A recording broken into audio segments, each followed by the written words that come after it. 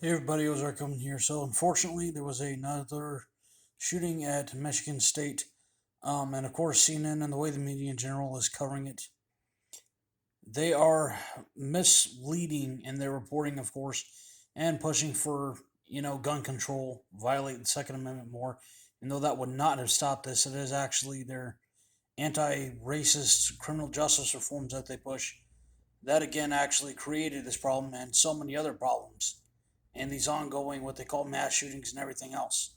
As you can see here, one of the professors, they said they use his words. I'm really going after the media here for what they're doing and how they're covering this, not him.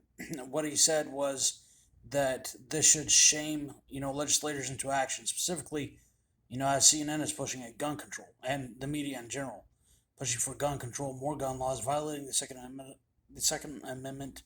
Of course, like the vast majority, almost all others, it's in a gun-free zone, already against the law. But here's the key thing about this: they're really just pretty much showing the surveillance footage of him when he was still wearing a mask.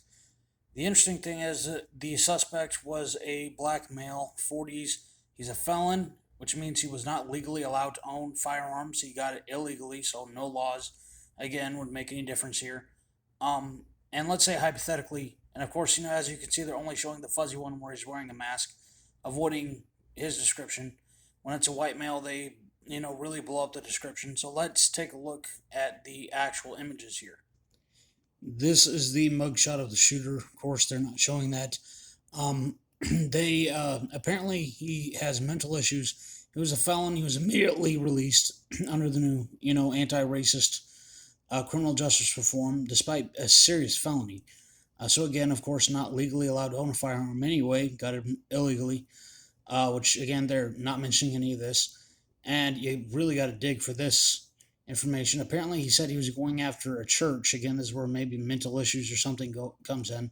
It appears to be some type of anti-Christian attack, even though he was going after a state university.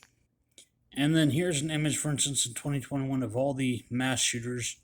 Scroll through, as you can see, it's not the like white male suburban, youth using, legal firearms or anything like that. And even if the mental health controls and everything are in place, as you can see, it does not make a difference. For instance, you can take a look. So it really clearly, it's all what they call diversity. It's all, but the vast majority, especially after the 2020 riots, so-called anti-racist criminal justice reform, even Trump, had his part in that. Felongers immediately let go right away the next day. Nothing to stop them. This is now happening in Europe, by the way, with the absolute some of the strictest gun control. Citizens have pretty much almost no rights at all with firearms, extremely strict restrictions, and yet in uh, with now mass immigration into Europe, especially like in Sweden, streets are very dangerous. Same thing, London, UK. Typically, diversity again is the issue, and you can largely get weapons illegally that whatever you want, same as the U.S. As you can clearly see here, scrolling through, looking through all of it, you know, from 2021. Of course, you wouldn't know this from the media based on what they emphasize and which ones they, blow up and talk about all the time.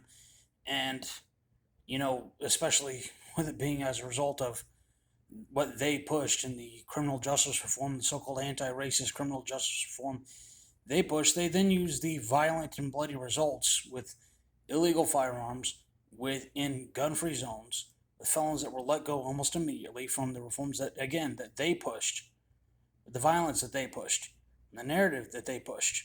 That's the direct cause of all of this. Then they push for gun control that would eliminate the Second Amendment rights of private citizens, like many on this campus already, were stripped of, by the way, like the rights which they don't have in Europe, as it is increasingly becoming a problem there with international crime happening on what was once safe, homogenous streets.